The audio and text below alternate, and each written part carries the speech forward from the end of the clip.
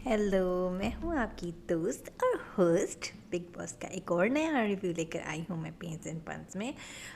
2 episode में नहीं review बना सकी क्योंकि नॉमिनेशन स्पेशल था और थोड़ा स्लो शो था, तो मैंने कहा कि कुछ इंटरेस्टिंग होगा तो आगे चल के। आपको पता है एक दिन तो मैं ऑफ लेती हूँ वैसे भी रिव्यू से, और अगर कभी स्लो शो होता है तो फिर मैं कोशिश करूँगी कि स्लो शो वाले दिन भी 1-2 मिनट में बना लूँ, मतलब 1-2 मिनट तो नहीं, ऐसे ही बोल रही हूँ मेटाफोरिकली, थोड़ा सा बना लूँ।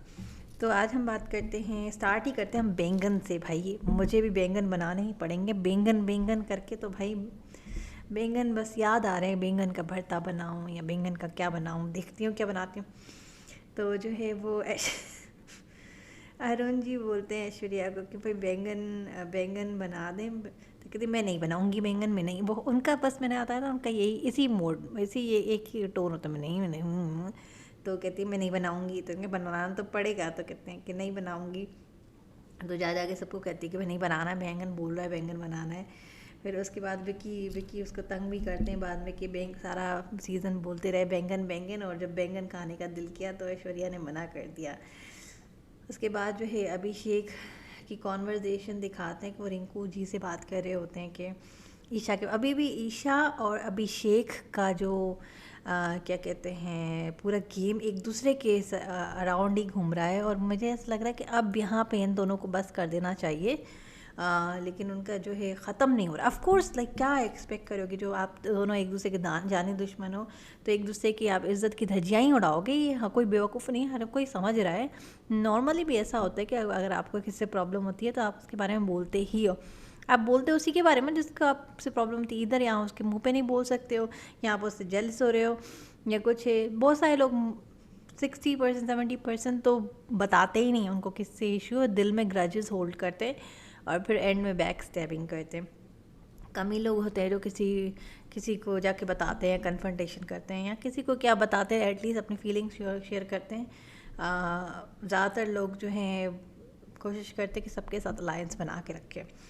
तो ईशा बता रहे हो, अभिषेक बताते हैं कि ईशा जो है, ईशा की जो पीआर है वो मेरी है, और जो मेरी पीआर है वो उसकी है, और जो उसकी पीआर है वो मेरे साथ काम करना चाह रही थी, और कह वो उसकी पीआर मुझे बता रही हैं कि ईशा की मदर और ईशा जो हैं अभिषेक की बहुत ज़्यादा, अभिषेक को बहुत नेगेटिव दिखाना चाहते थे और अभिषेक के जो है इमेज ख़राब करना चाहते हैं। वेल कैसी पीआर है आपकी ईशा, जो आपके पीठ पीछे जो है अभिषेक से डायरेक्ट होकर और उनको सब चीज़ें बातें कर रही थी। घर से बाहर निकलते ही इस पीआर को आप प्लीज़ फायर कर दें। ऐसी पीआर नहीं होनी चाहिए जो अगेंस्ट आपके काम करे। फिर मुनव्वर को दिखाते हैं कि जो है मुनव्वर बात कर रहे होते हैं और समर्थ के साथ, और समर्थ को बोलते हैं कि तुम सॉरी बोल दो और इस प्रॉब्लम को यहीं ख़त्म कर दो। तो समर्थ बोलते हैं कि भाई मुझसे पूछती कि तुमने आज तक मुझे खाना भी नहीं पूछा, कुछ भी नहीं पूछा, मेरे लिए कुछ नहीं किया। तो बोलते हैं कि समर्थ बोलते हैं हाँ मैं तुम्हारे लिए ऑरेंजेस तो लेके आया। तो उसने कहा हाँ तो ऑरेंजेस लेके आए थे, तो क्या कहते हैं एहसान किया। तो उसने कहा कि मेरी क्या गलती, तो वो कहता है कि तुम्हारी गलती है कि तुम एक लड़के हो, यही तुम्हारी गलती है। लेडीज़ को समझना बहुत मुश्किल है क्योंकि काफ़ी कॉम्प्लिकेटेड होती हैं। फिर वही कुकड़ू बजता है और अरुण जो है सबको उठाने में लग जाता है, सबको कहते हैं उठ जाओ, और अनुराग को भी उठाते हैं। तो अनुराग कहते हैं कि मैं बहुत एक्सट्रीमली टायर्ड हूँ और मैंने अपना ड्यूटी कर ली है, तो भाई इसमें क्या प्रॉब्लम है अगर मैं थोड़ी देर सो जा रहा हूँ, मैं सोता हूँ, और जो है अगर बिग बॉस का कोई प्रॉब्लम होगी तो बिग बॉस मुझे खुद ही बोल देंगे। तो अरुण कहते हैं कि ऑफकोर्स कुकड़ू को बज जाए तो मेरी रिस्पॉन्सिबिलिटी है, अगर नहीं बजता तो मैं तुम्हें सोने देता। फिर उनकी ऐसी ऑन एंड ऑफ बहस होती रहती है। फिर उसके बाद विकी की और अरुण की भी ऑन एंड ऑफ काफ़ी बहस होती रहती है, जिस पे जो है ऐश्वर्या कहते हैं कि अरुण भाई समझे ना, विकी नॉमिनेटेड है। और इस पूरा वीक विकी को काफ़ी दिखा रहे हैं, डेस्परेट सा दिखा रहे हैं, जैसे सना हमेशा करती थी जब नॉमिनेटेड होती थी। फिर दोनों की बहस के बीच में जो है जैसे अरुण बोलते हैं कि पहले हफ्ते के मसले जो है 8वें हफ्ते में बोल रहे हो, और ऐसी सारी चीज़ें बोल रहे होते हैं, मंडली और सब चीज़ें। तो इतने में जो है विकी नील को कहता है कि तुम इसकी साइड ले रहे हो, तुम हंस रहे हो, ये वो। तो कहता है तुमने मेरी कभी साइड ली है, नील कहता है, जो मैं तुम्हारी साइड लूँ। और उसके बाद कहता है मैं तो यहाँ पे किसी की साइड ही नहीं ले रहा, मैं तो अभिषेक की बात पे हंस रहा था। और विकी को भी ये बात सोचनी चाहिए कि उन दोनों के बीच में कोई दोस्ती नहीं है, वो साइड ले या नहीं ले, विकी को फ़र्क नहीं पड़ना चाहिए। अब यहाँ पे अंकिता और विकी ऐश्वर्या से इतना एक्सपेक्ट क्यों कर रहे हैं, ये मुझे नहीं समझ आ रहा। या तो अकेले पढ़ रहे हैं घर के अंदर, कम लोग हैं, उनकी कम दोस्तियाँ हैं बची। विकी की तो ऑफ कोर्स सारी गेम ही ख़राब हो चुकी है, और अंकिता की तो बन के ही नहीं दे रही है, तो शायद इसलिए वो ज़्यादा से ज़्यादा अपने number game he, I would say कि नंबर गेम कर रहे हैं, अलायंस बनाने की कोशिश कर रहे हैं। ऐश्वर्या बीच में, और अरुण और ऐश्वर्या कंटिन्यूसली टिक टिक टिक टिक टिक करते रहे, विकी से लड़ाई करते रहे, जिस पे जो है कहते बेचारा विकी जैन सना 2.0 मंडली का लीडर, और ये सारी चीज़ें ऐश्वर्या भी बोलती नज़र आ रही थी। मनारा और मुन्नवर के से बात चल रही होती है, तो इतने में मनारा बोलती हैं कि मनारा बोलती है कि मुन्नवर से मुझे अच्छा कोई नहीं समझ सकता। तो जिसमें मुन्नवर अचानक से भड़क जाते हैं और सार्केस्टिक हो जाते हैं और ताना मारने लगते हैं कि 2 वीक्स से मुन्नवर समझ रहा है, अच्छे से समझ रहा है। 2 वीक्स पहले जो है नील बहुत अच्छे से समझ रहा था, उससे 2 वीक्स पहले जो है रिंकू जी अच्छे से समझ रही थी, उससे 1 वीक पहले अनुराग समझ रहा था। तो ऐसे ही पूरे ये 7-8 वीक्स हो गए। उसके बाद जो है वो बोलती हैं कैसी बात नहीं है, उसको हक करती हैं सब चीज़। तो मुनव्वर बोलते मुझे ऐसा ही फ़ील होता है, क्योंकि वो कहते मैंने तो मैं ऐसी सब लास्ट फ्यू वीक से ये मैंने डिफरेंट लोगों को बोलते तो मैं सुना है, और वो करती हैं ऑफ कोर्स। मैंने थोड़ा सा है तो उनमें, लेकिन अभी काफ़ी मेलो डाउन हो गई जब से सलमान सर ने उनको डांटा है या समझाया है अवार्ड से। फिर मनारा बात करी होती है मुनव्वर से और कहती हैं कि हमारी तो दोस्ती भी ऐसे अनइंटेंशनली हो गई थी, और ये वो, और जो है वन साइडेड एफर्ट है और तुम एफर्ट नहीं करते हो। कहता है मुनव्वर के तुम्हारा भी वन साइडेड एफर्ट ही लगता है। फिर उसके बाद मुनव्वर कहते हैं कि जैसे अनइंटेंशनली दोस्ती हुई थी वैसे अनइंटेंशनली दोस्ती खो भी सकती हो तुम। उसके बाद कैप्टनसी टास्क होता है और अभिषेक जो है संचालक बनते हैं, और जो है वो एक गिद्ध वाला जो टास्क होता है, बहुत ज़बरदस्त वो स्टैचू लगाते, बहुत मतलब अच्छा टास्क लगता है, मज़ेदार लगा। और वह बहुत ऐसा था कि ख़त्म नहीं हुआ। यूजुअली हमेशा टास्क ऐसे रद्द हो जाते हैं।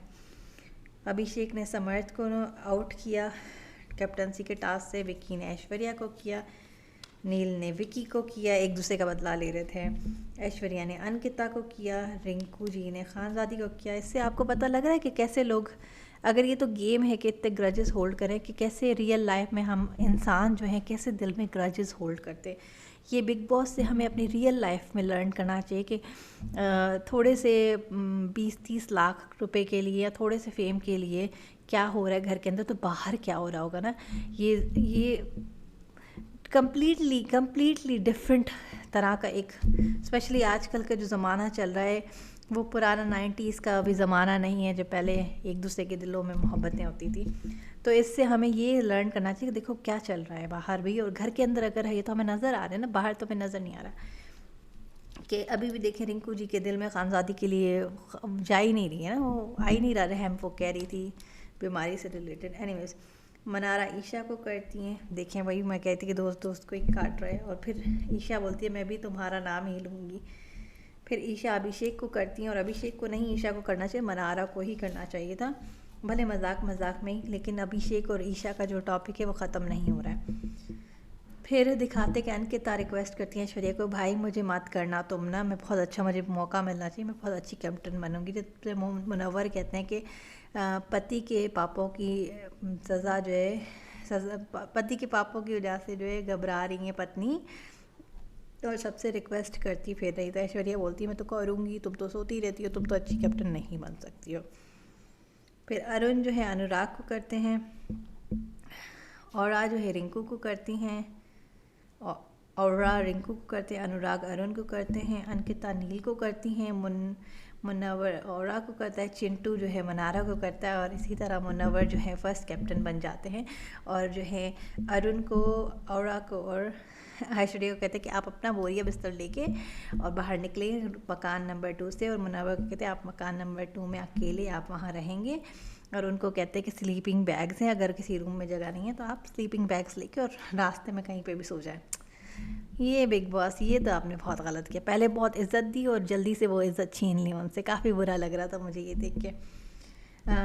उसके बाद वो ईशा और समर्स का जो पूरा टॉपिक बहुत ज़्यादा, थोड़ा सा ना देखा जाए तो थोड़ा फेक फेक सा लग रहा था ईशा की तरफ से। मुझे ये सारा फेक सा लग रहा था कि जो कब से वो कह रही थी कि मुझे समर्थ मनारा के कपड़ों की तारीफ़ ये करता है, उसको हेल्प करता है कपड़े चूज़ करने में, मुझे काफ़ी बुरा लगता है, इनसिक्योर लगता है। हालांकि वो कह भी रही हैं कि मुझे पता है कि इनका कुछ नहीं है, पर मुझे कॉम्प्लीमेंट नहीं करता है, ये नहीं करता, वो नहीं करता। और वही वो पूरे घर में ये बात घूम ही रही होती। आखिरकार रिंकू जी मनारा को बता देती हैं कि भाई तुम ये हो रहा है, तुम ख्याल रखो, तुम्हारा नाम ड्रैग हो रहा है, टैग हो रहा है, ये हो रहा है। जिसमें मुनव्वर वहाँ पहुँच जाते हैं और ज़बरदस्त एक्ट करते हैं और कहते हैं, उनको समझाते हैं कि रिंकू जी ये अननेसेसरी था, मनारा का इसमें कोई रोल नहीं है, तो इसको आप क्यों इन्वॉल्व कर रही हैं, ये तो हमारे आपस की बात थी। और ईशा भी नहीं चाहती और समर्थ भी नहीं चाहता था कि इसमें जो है मनारा इन्वॉल्व हो। उसके तो मैं तो बस बता रही हूँ ना, इसको खाली बता रही हूँ कि इसको पता होना चाहिए ना, इसके बारे में बात हो रही थी। तो उसके बाद जो है मनारा बहुत गुस्सा होती हैं, कहती हैं मैं कितना भी इनको मौका दूँ ये सुधरते नहीं हैं। विकी और अंकिता ने ही ऐसा बोला को, जितने में मुनव्वर कहते हैं कि नहीं, उन्होंने ऐसा कुछ भी नहीं बोला, बल्कि वो तो ईशा को ऐसा कह रहे थे कि बेटा ऐसी कोई बात नहीं है, तुम्हें ऐसा फील हो रहा है, ऐसा कुछ भी नहीं है, और समझ तो तुमसे बहुत प्यार करता है। हालांकि वो कहती हैं कि नहीं प्यार, मुझे पता है वो प्यार करता है, ऐसा कुछ नहीं है, पर वो मुझे वैल्यू नहीं देता है। आदमी ऐसे ही करते हैं भाई, अपनी मर्ज़ी से वैल्यू देते हैं तो देते, नहीं देते तो नहीं देते। बहुत सारी लेडीज़ भी ऐसे करती हैं, तो एक साइड नहीं लूँगी मैं। अंकिता फिर उसके बाद थोड़े टाइम बाद दिखाते हैं कि भाई ईशा बहुत रो रही होती फूट फूट के, तो अंकिता उसको समझाती कि बेटा ऐसा कुछ भी नहीं है, मुझे भी ऐसा शुरू में फ़ील हो रहा था, पर ऐसा कुछ भी नहीं, गेम है ये, गेम में तो इंसान अपनी नेटवर्किंग करता है, उस पॉइंट ऑफ व्यू से वो बात करता है, और ऐसा कुछ भी नहीं है। फिर ये भी पूछती कि तुम इसलिए तो नहीं रो रही, तुम्हें अम्मी की तो याद नहीं। ऑफकोर्स 19 ईयर ओल्ड बच्ची है, तो इमोशनल हो सकता है इंसान में। फिर ईशा मनारा की बात होती है, उसको समझाती कि देखो इट्स नथिंग पर्सनल, तुम्हारा और मेरा कुछ नहीं है, बस समर्थ जो है मुझे वो प्यार और वो लव और वो कुर्बत नहीं दे रहा है जो पहले हम लोग घर के बाहर होती थी। तो मुझे बहुत फ़ील हो रहा है कि वो मुझे जो है मुझे ना मुझे कॉम्प्लीमेंट करता है, मेरे साथ टाइम स्पेंड करता है ना, कुछ करता है, तो मुझे ऐसा लगता है कि मुझे मेरी बात नहीं सुनता, मुझे ऐसा लगता है कि मुझे वैल्यू नहीं देता, जिसके कारण मैं हर्ट हूँ, और मैं उस जोन में नहीं तुम्हारा नाम ले रही हूँ, इनसिक्योर जोन में या जेलस जोन में।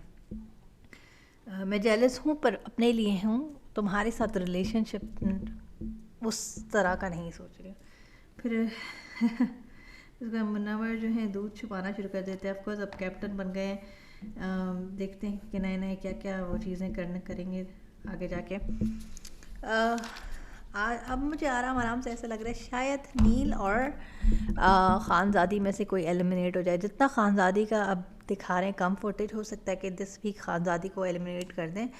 और मुझे ऐसा लग रहा है कि थोड़ा सा विकी की तरफ भी जा रहे हैं कि हो सकता है कि फ्यू वीक्स में विकी को भी कर दें, क्योंकि मुझे ऐसा लग रहा है कि बिकॉज़ विकी की वजह से अंकिता की कोई गेम नहीं बन पा रही है, तो शायद मेकर्स या टीम जो है विकी को शायद ज़्यादा टाइम तक ना रखे। पर विकी इतना अच्छा खेल रहे हैं बाकी एक्स जो कपल्स होते थे इस शो में उनके मुकाबले में, कि शायद उसको इतनी जल्दी ना भी निकाले, क्योंकि वो कुछ ना कुछ गेम में कर रहे हैं। लेकिन मुझे ऐसा लग रहा है कि ख़ानज़ादी और नील तो फिर भी ओवरऑल नज़र आ रहे हैं, ख़ानज़ादी नहीं नज़र आ रही हैं, तो शायद इन दोनों में से किसी को निकाल दें।